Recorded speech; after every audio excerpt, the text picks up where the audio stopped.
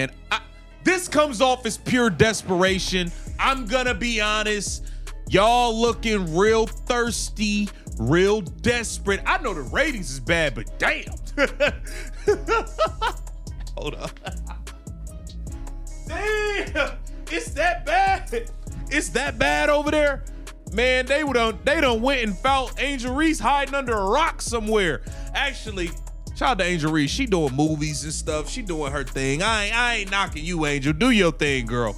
Unrivaled been blowing up her phone, y'all.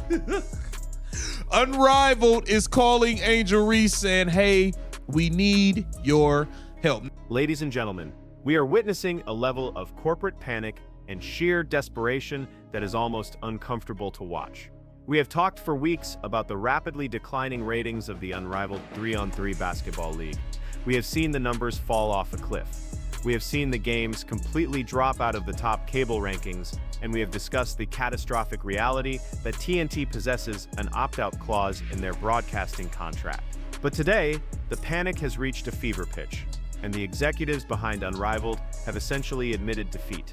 In a move that reeks of absolute desperation, the league is currently signaling, teasing, and apparently begging for Angel Reese to return to the court and save their sinking ship.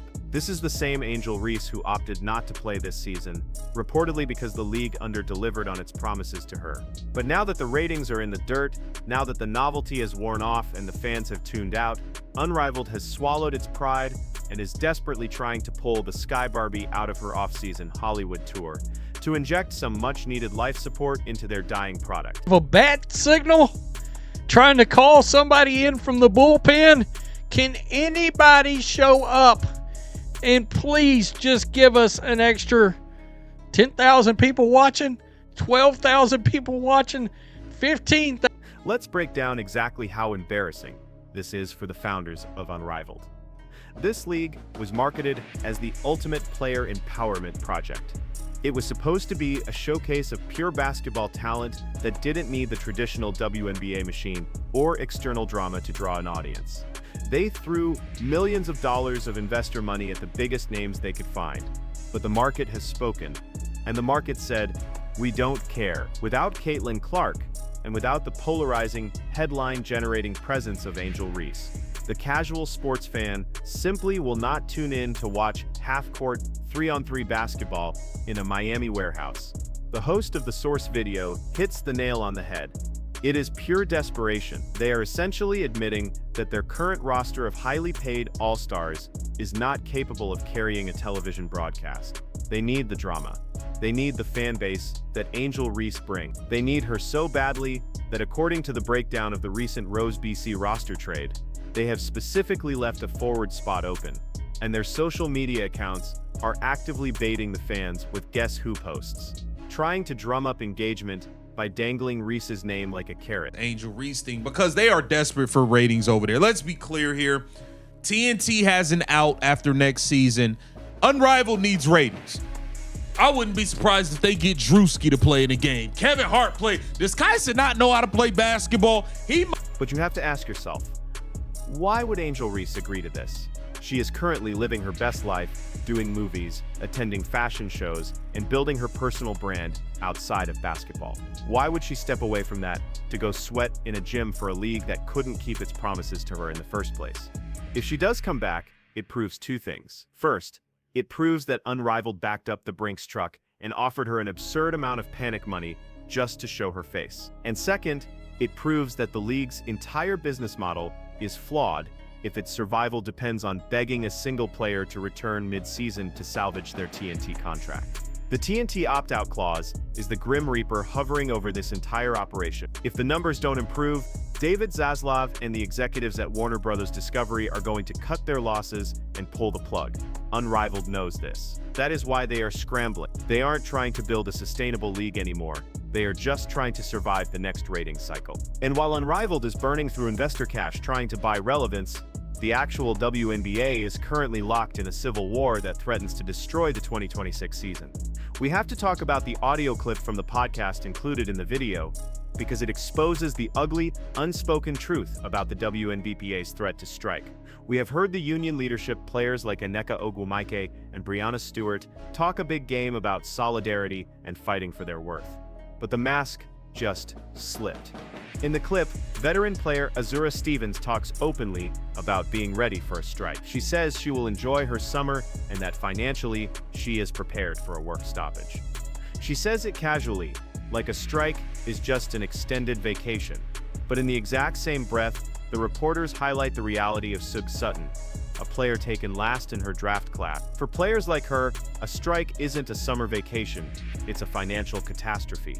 She openly admits she doesn't know if she can weather the storm. BC is now short a player in wake of Monday's Unrivaled trade. Therefore, Rose BC Updates made a post. Can you guess who the next Rose will be? It says the replies are convinced that the team's next player will be a familiar face. Only correct answer is AR, Angel Reese. It better be Angel Reese returning. This is the disgusting reality of the WNBA labor dispute. You have the millionaire class of the WNBA, the players with shoe deals, the players making massive money in Unrivaled, willing to sacrifice the livelihoods of the working class players just to win a philosophical battle with the owners over gross revenue sharing. The elite players, the executive board members, they can afford to miss a season. They have safety nets. But the girl fighting for the 12th spot on the bench, the girl who relies on her WNBA salary to pay her rent, she is being held hostage by her own union leader. It is a staggering display of arrogance and detachment from reality. The top tier of the league is perfectly fine with burning the house down because they know they have another mansion to live in. Meanwhile, the lower tier players are trapped inside, watching the flames get higher, too terrified to speak out against their own union bosses. Unrivaled thing. Unrivaled's like, oh, man, our ratings are even worse than they were last year. Maybe we should try to get Angel Reese back. Maybe we can get those extra 5 or 10. This disconnect was on full display during the Pulse Point meeting at Athletes Unlimited. The union leadership showed up to talk to the players there, but let's be real about what that meeting was. Athletes Unlimited is where the middle-of-the-pack players go to get runs in and make a little extra cash. They aren't the superstars. They are the exact players who cannot survive a WNBA lockout. The union leaders didn't go there to listen, they went there to keep the ranks in line. They went there to make sure the desperation of the lower-tier players doesn't leak to the press and undermine the union's negotiating leverage.